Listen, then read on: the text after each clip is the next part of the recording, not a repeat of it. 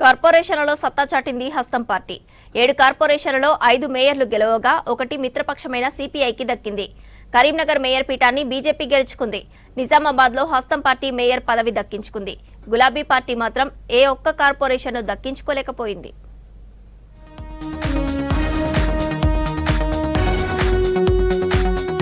ఎన్నికలు జరిగిన 7 కార్పొరేషన్లకు mayor, deputy మేయర్ల ఎన్నిక ప్రక్రియ పూర్తయింది. 5 మేయర్ పదవులను కాంగ్రెస్ కైవసం చేసుకోగా బీజేపీ 1 కైవసం చేసుకుంది. కాంగ్రెస్ మద్దతుతో కొత్తగూడెం కార్పొరేషన్ మేయర్ పదవిని సిపిఐ దక్కించుకుంది. రాష్ట్ర వ్యాప్తంగా ఉత్కంఠ కొనసాగిన కరీంనగర్ మేయర్ పీఠాన్ని ఎట్టకేలకు బీజేపీ దక్కించుకుంది. మేయర్గా కొలగాని శ్రీనివాస్ ప్రమాణం చేశారు.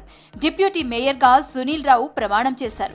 బీజేపీ మేయర్ అభ్యర్థి కొలగాని శ్రీనివాస్ కి 34 ఓట్లు దక్కాయి. కాంగ్రెస్ మేయర్ అభ్యర్థి ఆకుల నర్మదకు 22 ఓట్లొచ్చాయి. కాంగ్రెస్ కి మజ్లిస్, ఫార్వర్డ్ బ్లాక్ మద్దతిచ్చాయి. సభలోనే ఉంటూ బీఆర్ఎస్ కార్పొరేటర్లు తటస్థంగా వ్యవహరించారు. కరీంనగర్ గడ్డపై ధర్మం గెలిచిందన్నారు కేంద్ర మంత్రి బండి సంజయ్. కరీంనగర్ ఇలాకాలో కాషాయ జెండా ఎగరేయాలన్న కల నెరవేరిందని చెప్పారు. కుట్రలతో అడ్డుకోవాలని కాంగ్రెస్ చూసిందని ఆరోపించారు. ఎన్ని కుట్రలు చేసినా బీజేపీ హవాను అడ్డుకోలేకపోయారని చెప్పారు.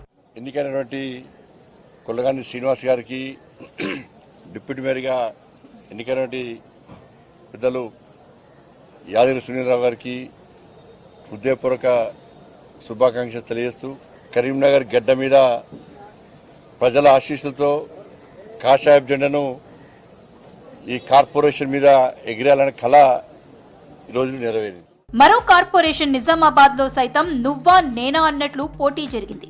ఏ పార్టీకి మెజారిటీ రాకపోవడంతో మజ్లిస్ తో కలిసి కాంగ్రెస్ మేయర్ పీఠాన్ని దక్కించుకుంది. నిజామాబాద్ మేయర్ గా ఉమారాణిని ఎన్నుకున్నారు. డిప్యూటీ మేయర్ గా ఎంఐఎం కి చెందిన సల్మా తహసీన్ ను ఎన్నుకున్నారు. కాంగ్రెస్ ఎంఐఎం కలిస్తే 34 ఓట్లొచ్చాయి. బీజేపీకి ఎక్స్ అఫీషియోతో కలిపి 31 ఓట్లొచ్చాయి. నిజామాబాద్ కార్పొరేషన్ అభివృద్ధి కోసమే ఎంఐఎంతో కలిశామన్నారు పిసిసి చీఫ్ మహేష్ కుమార్ గౌడ్. ఇది ఎన్నిక వరకు మాత్రమేనని, ఇక అంతా అభివృద్ధిపైనే ఫోకస్ అని చెప్పారు. ఎన్నికల్లో మేము ఎంఐఎం మీద పోటీ చేశాం.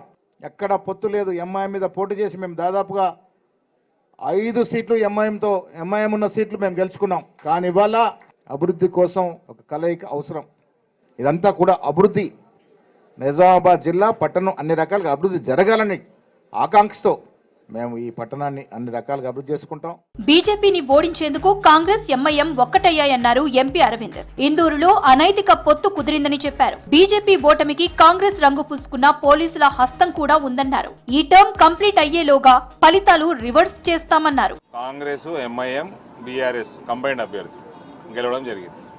సేమ్ థింగ్ డిప్యూటీ మేయర్ కి ఎంఐఎం అభ్యర్థి ప్రపోజ్ చేసిన అభ్యర్థి కాంగ్రెస్, బీఆర్ఎస్ మద్దతుతో బీజేపీ అభ్యర్థి బంటురాముపై సేమ్ 3 ఓట్లతోటి 34-31తో గెలవడం జరిగింది. సో ఎనీవే, గెలిచిన వాళ్ళందరికీ, కార్పొరేటర్లకి, మేయర్, డిప్యూటీ మేయర్ అందరికీ కూడా నేను శుభాకాంక్షలు తెలియజేస్తా ఉన్నా. నల్గొండ కార్పొరేషన్ మేయర్ గా కాంగ్రెస్ అభ్యర్థి ముర్రి చైతన్య శ్రీనివాస్ రెడ్డి ఎన్నికవగా, డిప్యూటీ మేయర్ గా మహ్మద్ అష్రఫ్ అలీ అమర్ ఎన్నికయ్యారు. నల్గొండ కార్పొరేషన్ ఏర్పాటు తన కళ అని, ఇవాళ ఆ కళ నిజమై ప్రజా ప్రతినిధులు ప్రమాణం చేస్తుంటే ఆనందంగా ఉందన్నారు Komatireddy Venkatareddy. Greater Nalgonda municipal corporation ఏర్పడిన తర్వాత ఈ రోజు మొదటి ఎన్నిక కార్పొరేషన్ చరిత్రలో ఉన్న విధంగా 45 మంది గెలిచిన అభ్యర్థుల్ని పార్టీలకు అతీతంగా అభినందిస్తూ, మాకు ఎంఐఎం 3 సపోర్ట్ తో పాటు ఇంకా కూడా 3 ఇండిపెండెంట్లు కూడా జాయిన్ కావడం జరిగింది. మామిళ్ళగూడెం, అలాగే 18th వార్డ్, ఇంకోటి 42 వార్డ్. టోటల్ 35 మంది సభ్యులతో ఏకగ్రీవంగా ఎన్నిక జరిగింది. ఎవరు పోటీ కూడా చేయలేదు. రామగుండం మేయర్ గా కాంగ్రెస్ పార్టీకి చెందిన మహంగాళి స్వామి ఎన్నికవగా, డిప్యూటీ మేయర్ గా పాతిపెల్లి ఎల్లయ్య ఎన్నికయ్యారు.